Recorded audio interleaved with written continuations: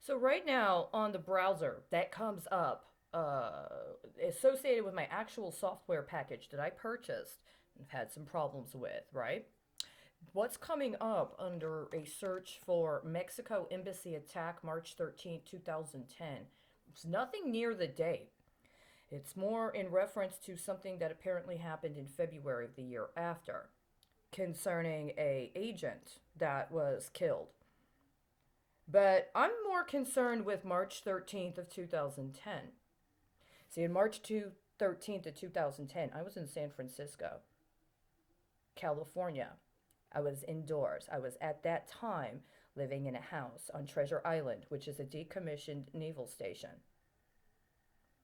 While I was there around this time, I started having terrible, terrible, terrible attacks. First, it was sonic attacks. Then it was attacks that was impacting me biophysiologically. As a matter of fact, around this time, oh, hello. Hi there, consulate. It's a different consulate, though, not Mexico. Oh, hello there. Yes. Those are notifications of anniversaries and reports I've sent to other agencies. Getting back to what I was discussing. Around this time, I had received an email that said it was from Barack Obama's campaign.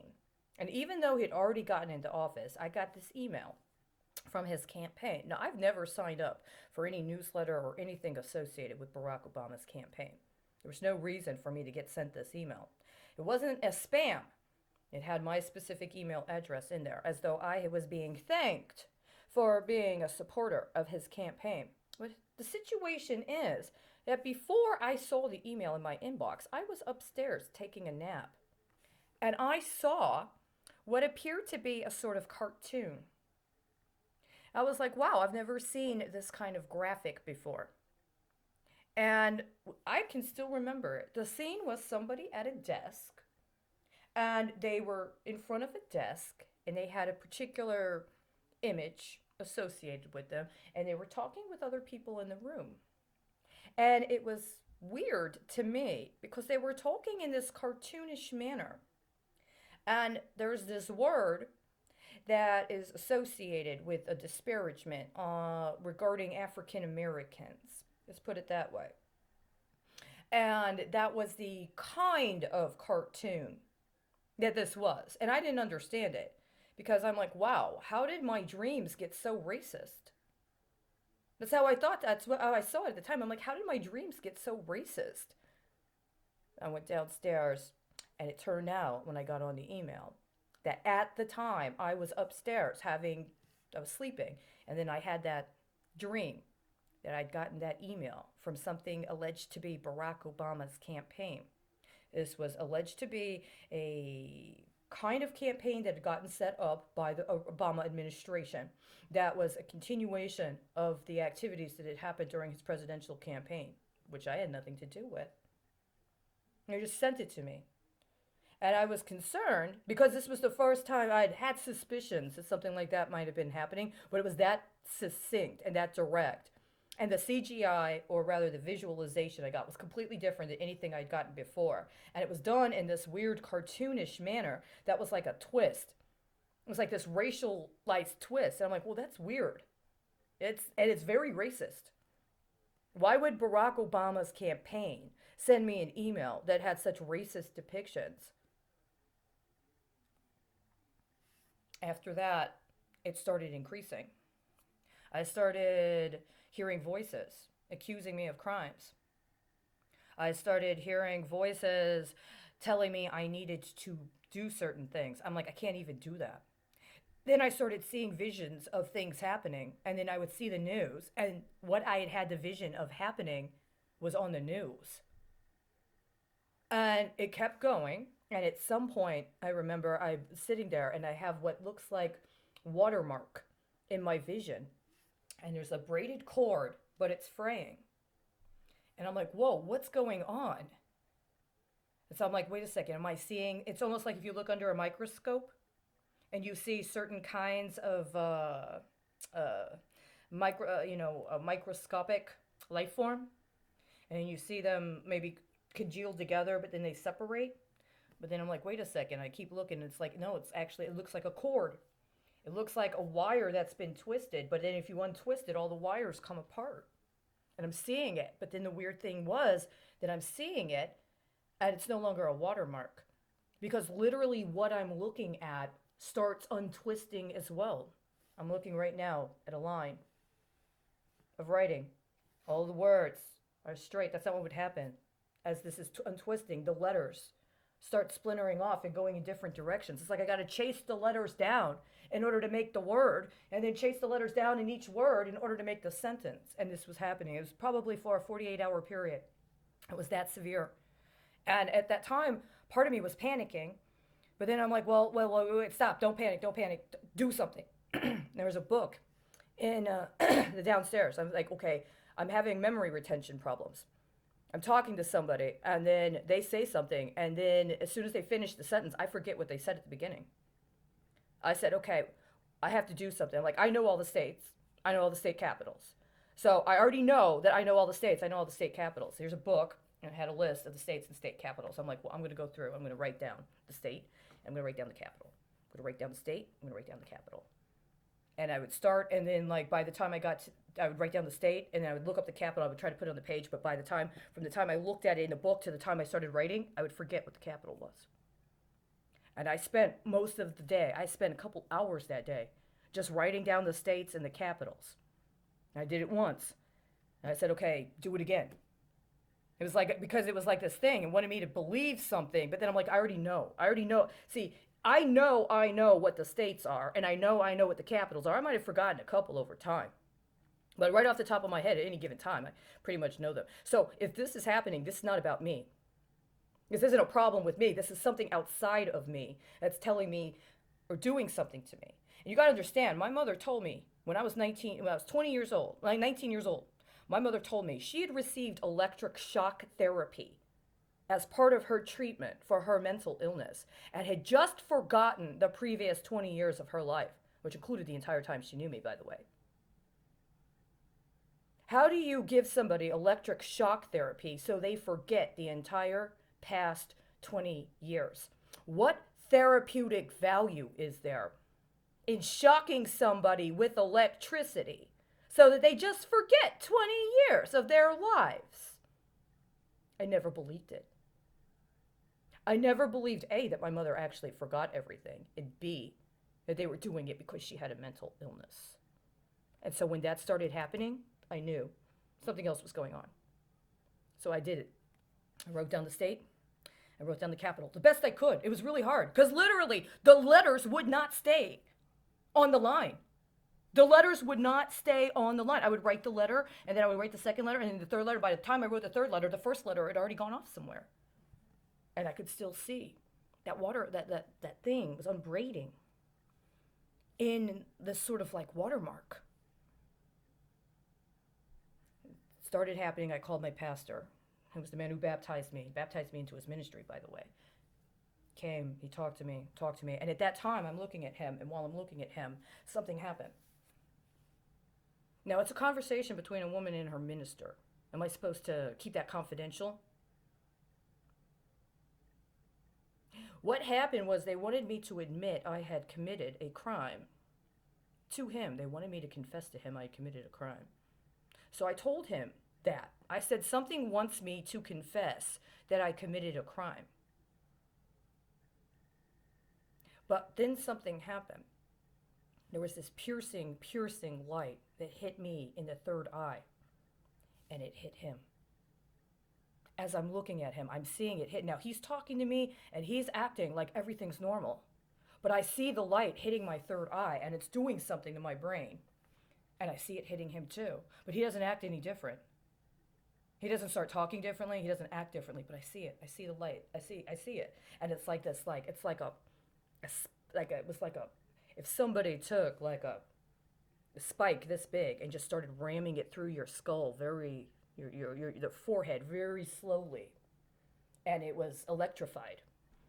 And that's what it felt like. It was coming through, and I could feel it piercing, and then my brain was like, oh my God, What's happening? It was like something was happening to my brain. Like it was electrifying. And there was this horror, horror, horror. And as it did, the top of my brain, I started seeing mushroom clouds. It started actually appearing like the pictures, the visualizations you see when they talk about nuclear bombs going off. When you see the pictures of the hydrogen bombs or the atomic bombs.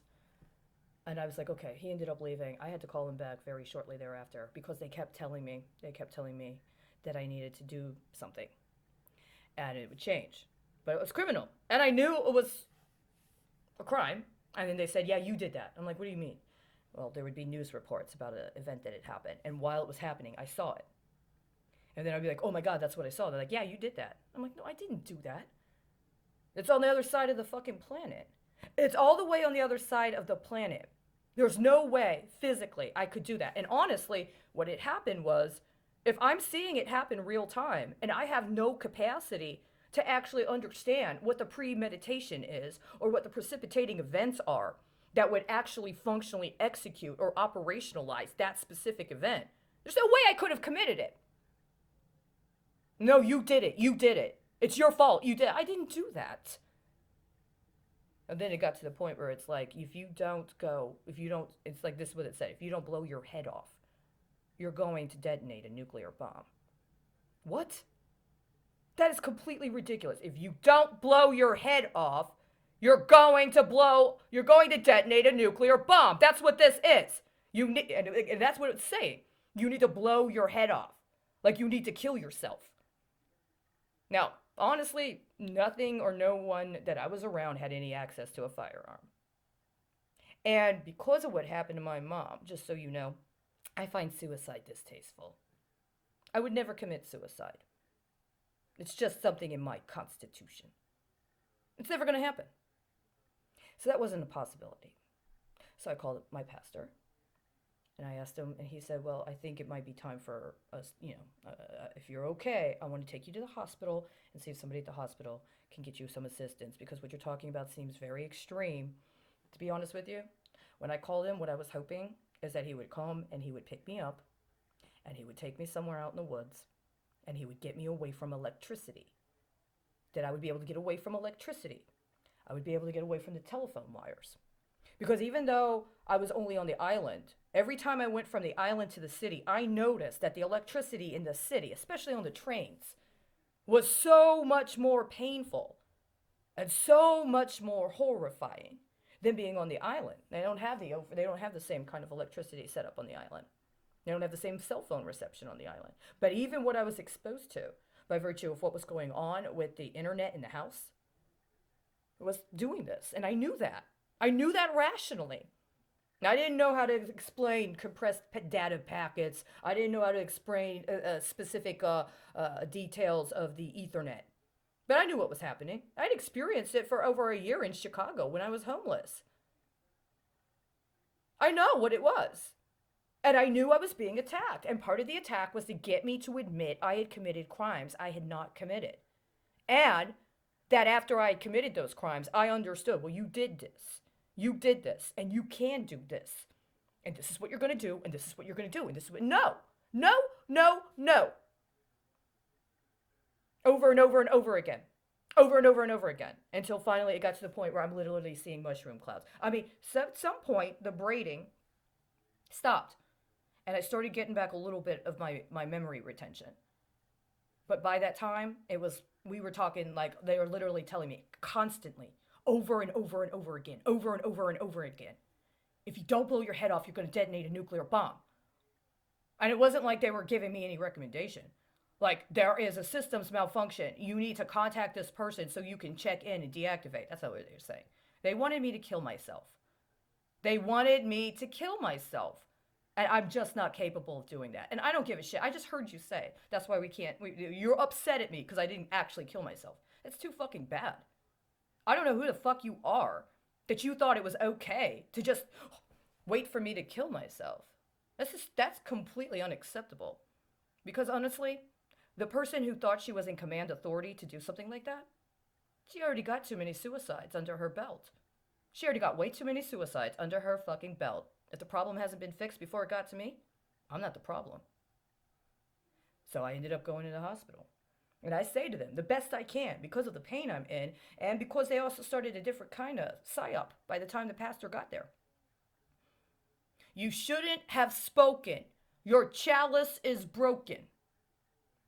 You see, the pastor had just begun and was finishing a book called Chalice of Fire, which was about the sacred relationship between Mary and Christ.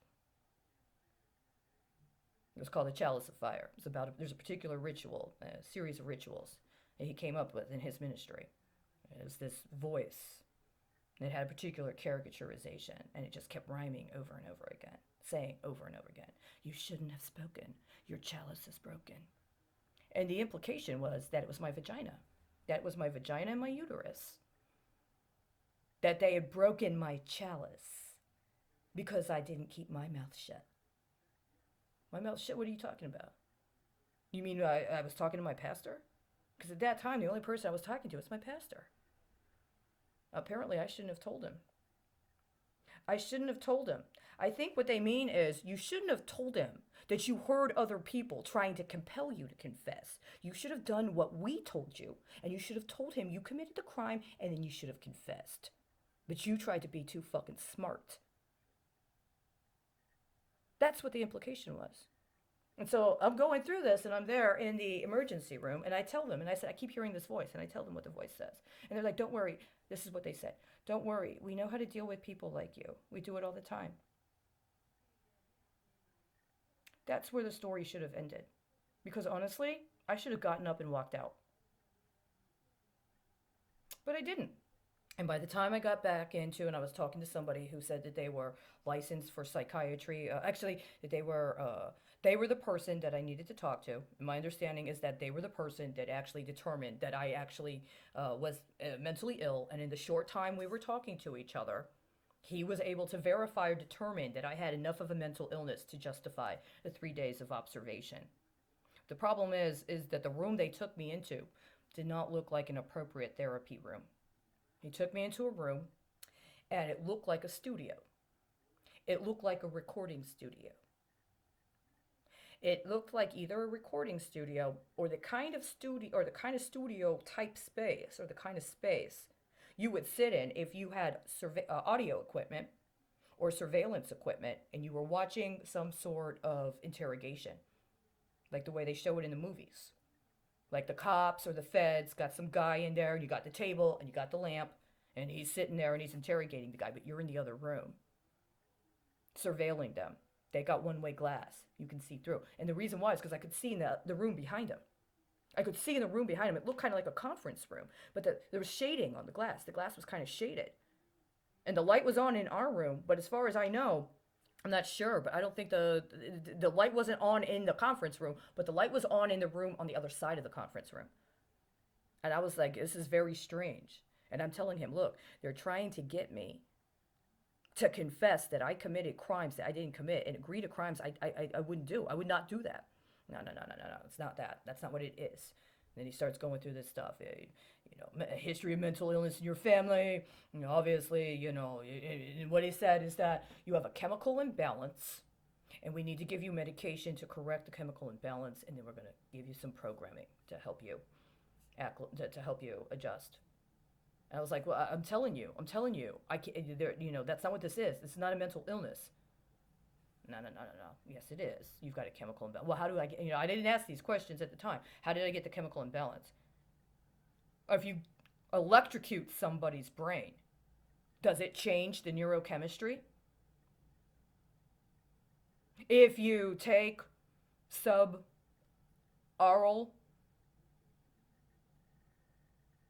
infrasonics and direct them at a particular person with accusations, with memes. I mean, see, now they want to talk about quantum marketing.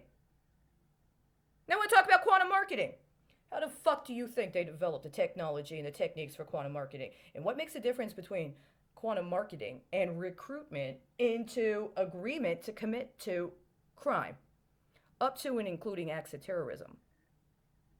Okay. How about the heart? Are we ever going to get to the heart? Or do I have to literally go to Las Vegas and hustle some fucking deals for you on fucking site before you're even going to acknowledge it? And when you do acknowledge it, are you only going to acknowledge it with a billing and coding that says I have a fucking disability or I have a fucking medical problem? Are you going to use those medical codings and billings to pay for the families of people you've murdered all over the goddamn fucking world in the last 15 years that I've been cognizant of, that I've been conscious of? Some of them didn't get murdered, you know. I've gotten better over time, but it's been 15 fucking years.